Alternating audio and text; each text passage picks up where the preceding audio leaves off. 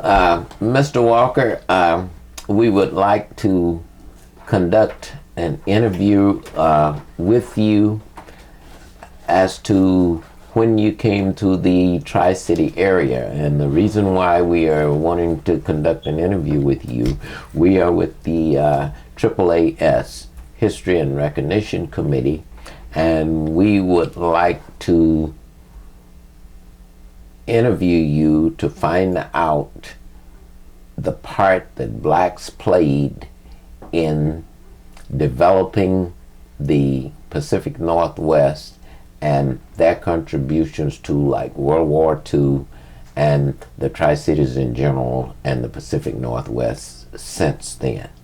So my first question to you is, do you remember when you arrived in the Tri-City area, what year that you came here? 48.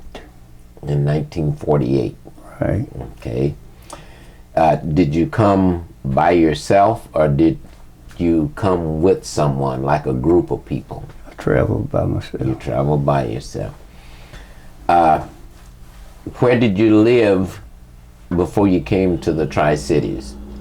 I lived at Vallejo, California.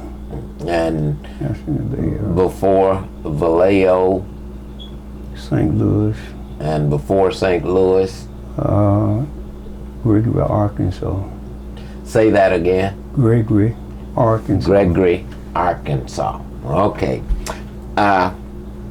What kind of work did you do in Arkansas before you Farm work. farmed? And when you went to St. Louis, what kind of work did you do? I worked in the steel foundry. Mm-hmm. And how many years did you work in St. Louis at the steel foundry? Oh, I say about it's pretty close to 2 years. Mm-hmm. And then when you went to Vallejo, what kind of work did you do there? Worked at the shipyard. How many years did you work at the shipyard in California? I would say almost 3 years, I know. Do you remember how old you were when you left Vallejo and came to the Tri-Cities? 18. 18. Oh, wait a minute. No, I'm talking about home now. Just wait just a minute. You can erase that. When I left Arkansas. No, I left Vallejo and came here. Mm-hmm. Vallejo. Now, ask the question over again. Okay. Do you remember how old you were when you left Vallejo and came to the Tri-Cities or Pasco? I must have been 22, I believe. Okay. Why did you leave Vallejo and come to Pasco? Because I heard it was better jobs up here. I think I'm pretty sure some of the Hanford work had started, and I just heard it was better construction work up here. So. Do you remember, I'm getting kind of personal, but do you remember your rate of pay when you came here against what you were making in Vallejo? I think we was at that time, we must have been getting 80-something cents an hour. And that was at the shipyard. So when I came, at the shipyard, let me get it straight. When I left the shipyard and started working construction. I worked at Fairfield, California, and in vacuum field. I worked there all up through there because my company had a job. I go one job to the other one. And then when I left there, I came here. Okay. And you heard about Hanford and that it was paying more money? Oh yeah, they said it was a lot of work out here. I wasn't worried too much about the pay. I was young, I was looking for longer work, you know. I understand. You stay in construction work? Did you stay in construction work? Yes. Okay. Now, when you left Vallejo and came here, did you come by car, train, bus? Bus. Oh, okay. And did you you came from Vallejo to Pasco by yourself? Right. Okay. I didn't travel with friends, you know. That's Now, where I make it say by myself, you know. I didn't travel with friends, you know. I did, because I didn't want to get nobody. If I made a bad lick, you know, I wasn't able to help nobody. So I just traveled by myself. Now, do you remember when you first came to the Tri-Cities, Pasco? Do you remember where you lived? I got a job and I lived at North Richland in the barracks. Okay. Can you tell me a little bit about your living conditions? What was it like? It was really nice there. We had good food. We had the maid to change the beds and everything. It was a journey to clean the barracks every day. It was good living condition there. I really did like it there, you know. Now, did you eat in a mess hall, or were you in the barracks? Were you allowed to do your own cooking? Or No, you ate in the mess hall? They had a big mess hall. All the men say that. They had a small one first till they got the big one built, you know, and then they closed down the little one, small one. Cause you know, they really started to hiring later, and they had to get that done for the men to have a place to stay and eat.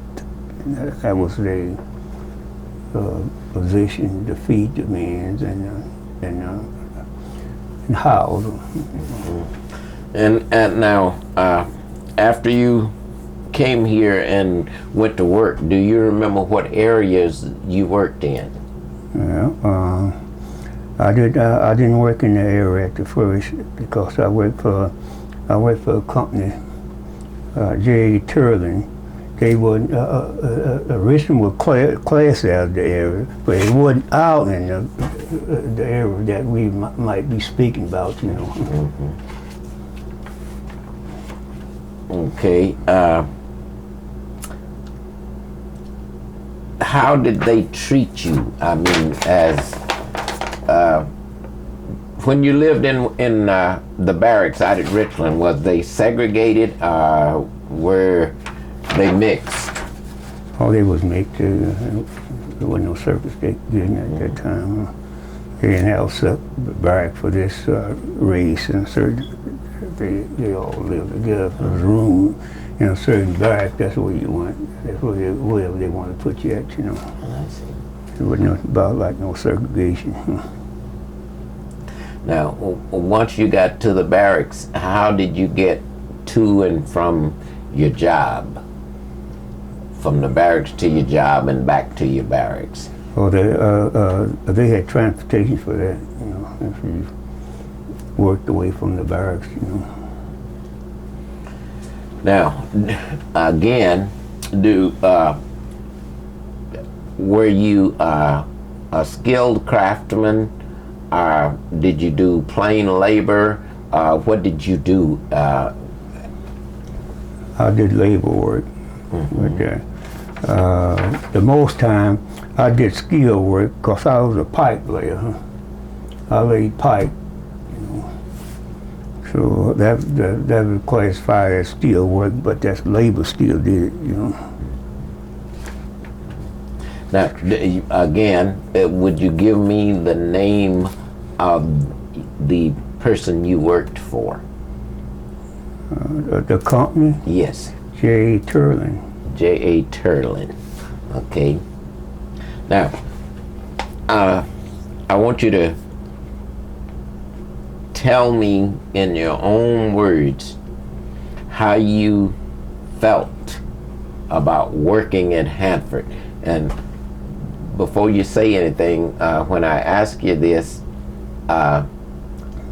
coming from Arkansas to St. Louis to Vallejo, California to the Tri-Cities, the transition is what I'm trying to get from you as to whether you felt that you were treated right, or you felt comfortable with your job and with your supervisors, and did they sort of, I guess what I want to say is kind of intimidate you? No intimidation. I had a good job, and the bosses, all from the superintendent down, were just like that with me, huh? Because they believed in me, they trusted me over the crew, over the type of work we were doing. Because if they send me on, it's going to be done, you know. So that's the reputation I had, huh? Now, what was the hardest thing for you to adjust to? And this is the entire area, including your work, when you came to the Tri-Cities. And that means the social life, after work, at work, the area in general. You know, was it built up? Was it shacks? Was it whatever it was? No, it wasn't no shacks. It's all new barracks. They built them, they moved them in, you know, because that's the way they was hiring at the time. They couldn't hire too many men at a time. You know, reckon they had somewhere for them to stay. They didn't come hire nobody that they were depending on, had to find a place for themselves. They had a place for them.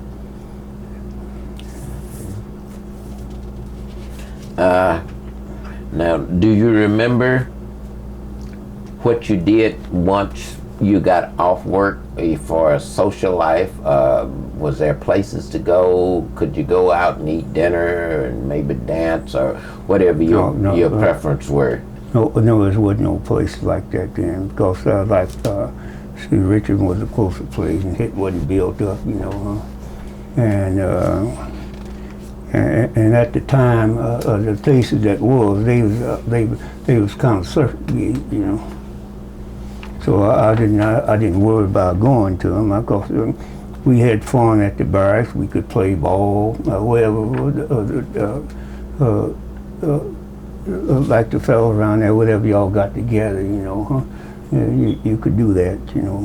Did you play baseball? Did you play baseball? Yeah, I played a lot of baseball, but I didn't get good as I wanted to get, because I wanted to go to the big leagues, you know. Mm-hmm. But then my situation had run from here to work, you know, and so forth. I just kind of forgot about it, you know. Mm-hmm. I see. Now, in working out at Hanford, did anybody ever tell you, or did you ever know the project you were working on? And what I mean by that is, did you know when you built whatever you built, worked on whatever you worked, did you know what they were going to do with it after you got it built? Well, all I know was some of it was on a chemical plant. Like I said, some of my work there, you know, before they started the building, I was laying pipe, you know, and such as that. That's And nobody ever told you that this was to further the war effort, anything like that? Where you worked, were you allowed to talk about it after you got off work with people that you knew? Well, it was explained to us, you know, they didn't want that the men is going out doing talk about the project.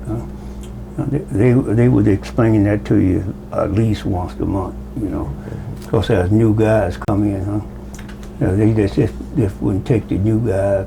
They had they go over everything with the older guys too. They listen to it too, you know. They had to. I see. Now, can you tell me a little bit, because I understand that you left here in the early 50s and did a lot of work in Alaska, but you would come back. You still had a family and a home and all that stuff here. So can you tell me a little bit about your travels and your jobs and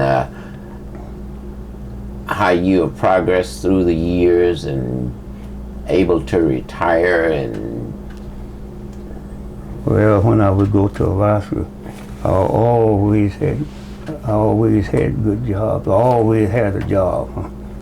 I didn't. I had people after the first year. I had companies that I worked for, and when they got ready for me, they was either send for me. You know, they tell me if I didn't have the money, they would send. So if I didn't, just get a ticket and come on, and they'll refund the ticket. Them the kind of people I worked for, and that's the kind of guy I was. I was a hard worker, taking care of my own business, and I didn't associate.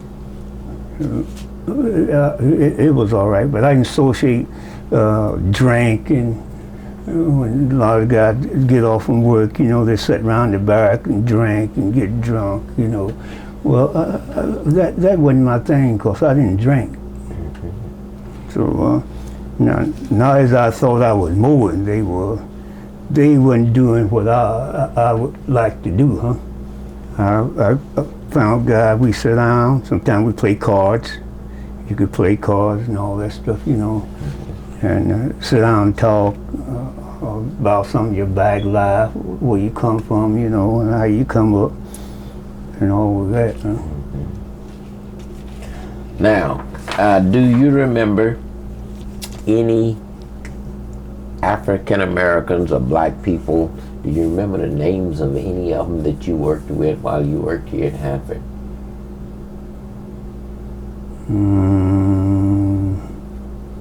Names I don't hold in my head so good, but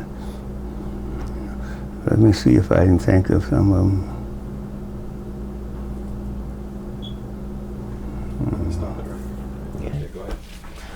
Okay, I understand that you worked on McNairy Dam, and at the time you moved from the barracks to Pasco. Can you tell me where you lived when you came to Pasco? Let me see now. Where did I move when I moved from Pasco?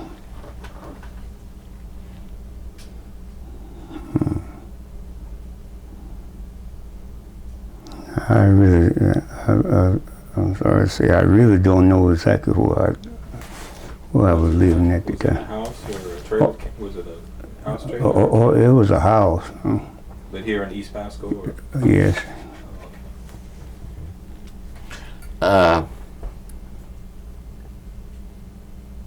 And when do you remember what year you worked on the dams?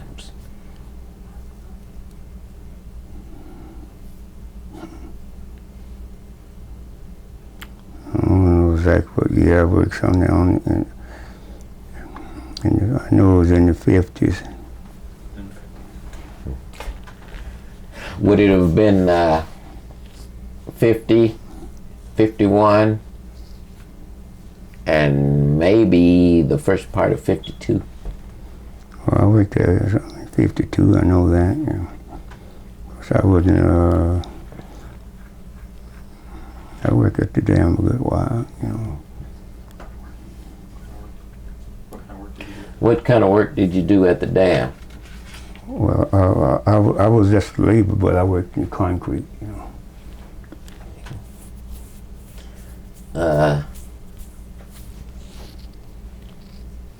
You can't remember any of the names of the people, either by nickname or real name, that you worked with?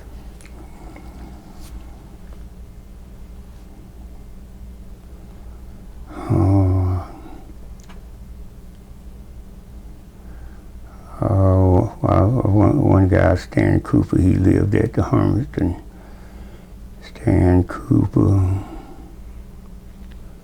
There's one guy. Just say, try to pick him out. I just can't call it right now. It's been a long time. That's okay if you can't remember. And got old, other things that happened since then. Now, do you have any pictures or anything of any of that area back in there that you might want to share with us? No, I don't have no pictures. I'm sorry. Well, do you know of anyone else that we might be able to talk with and interview and get some information from?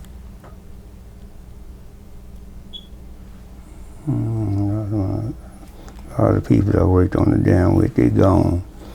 And ain't but one guy, I don't know where he still live or not. I don't think he still live because he used to come over and see me every year, Mm-hmm. And that was E.C. Stalker. I worked for him, And I just don't know. Can you tell us a little bit about your kids and grandkids?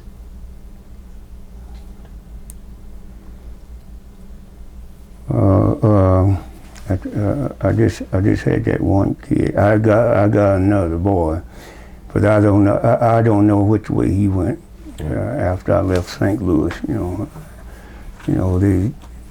I used to try to keep up with him, but then when they got up age, they just get away from their parents, sometimes. But you had the one daughter. Yeah. Your daughter's name was Eva? No, not Ava, Martha. Martha. Mm-hmm. Yeah, and your grandkids' names? Ava, Brennan, and Elvis. Right.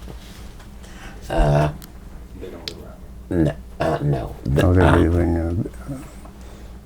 in Fresno, California. Shut it off just a second. Okay, Ask him about the house. Way they come by that house, they didn't buy it, because they had no money to buy it. Walter, the husband, he worked over there at the cemetery, okay, and right across the street, he got acquainted with these people, and on account of him associating and so forth, the people,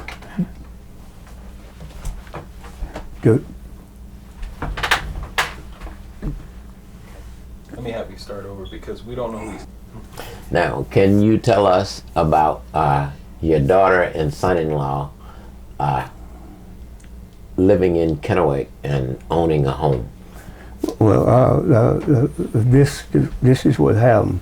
Her husband was working at the cemetery, and right across the street, the people lived. So he got acquainted, and the people gave him the home. They gave him a home, but the people didn't want him to live over there. So in order for him not to live over there, somebody just set the house afire and burned it down. And by them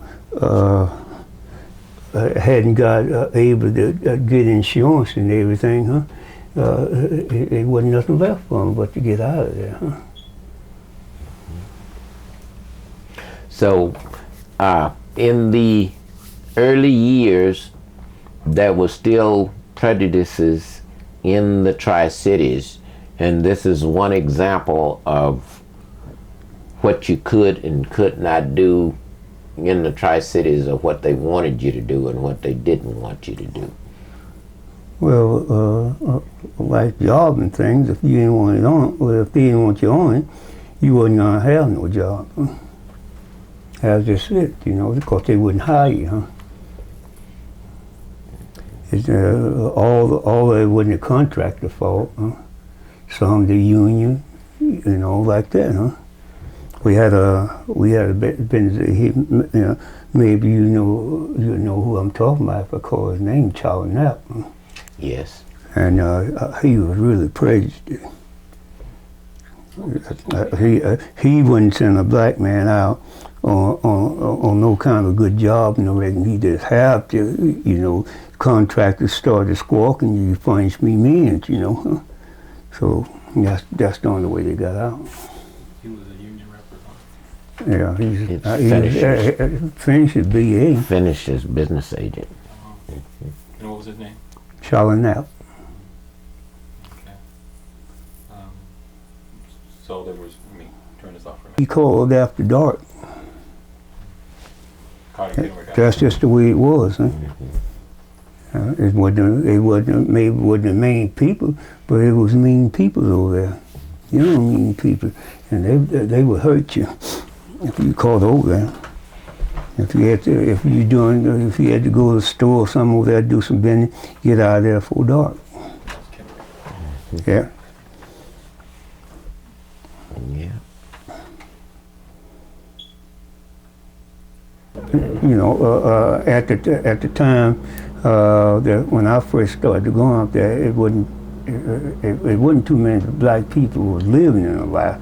It was like 4 or 5 there, and some of them had their own home, some of them was less there, you know. Huh? But as time went by and all the work started, then they had to hire black because they was crying for people to come to work. At one time, young white people, you know, they was kind of like scared to go up there. Huh?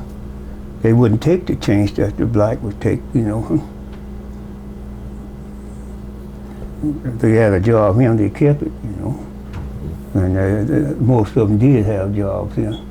But a lot of black people left the jobs here because a lot of them wouldn't study. You know, they had no future to look out for, you know. They working when they needed them. Huh? And when it got kind of down, you didn't have no job. So that's where it went. Okay.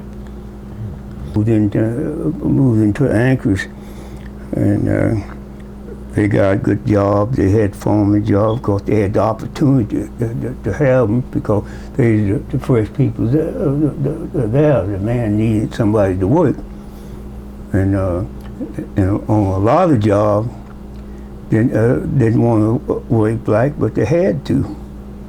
And then when the union got strong, when they called in, you didn't call in requests all the time because they wasn't requesting for nothing but white people, you know. And the union broke that up. Huh? You said you call here, I got me and said I'll send you who available. So if you don't work out, send him back to the hall.